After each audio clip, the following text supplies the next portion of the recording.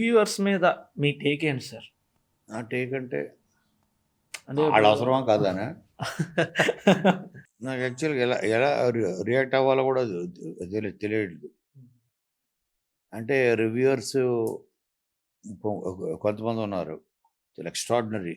వాళ్ళు డిసెక్ట్ చేసే విధానం ఓ స్క్రీన్ ప్లేని కరెక్టే కదా, ఎన్ని కదా ఇలా చెప్పుంటే బాగుండేది కదా, కరెక్ట్ పట్టుకుంటున్నాడే.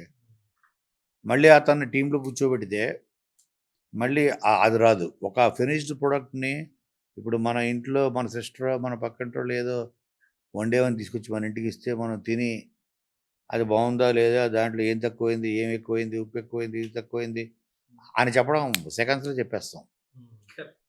అదే నేను వండమంటే వండలేవు జీవితకాలం అనేది. అలాంటిది ఇది కూడా.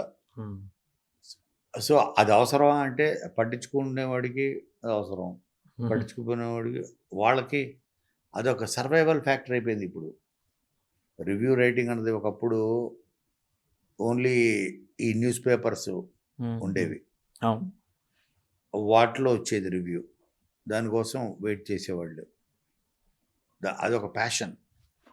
బట్ ఇది number of YouTube channels, sites, websites, ఇది ఒక సర్వైవల్ పాయింట్ అయిపోయింది. ఎవడు ఫస్ట్ రాస్తాడు, ఎవడు బెస్ట్ రాస్తాడు, అది కూడా అదొక ఏరియా అయిపోయింది అంతే.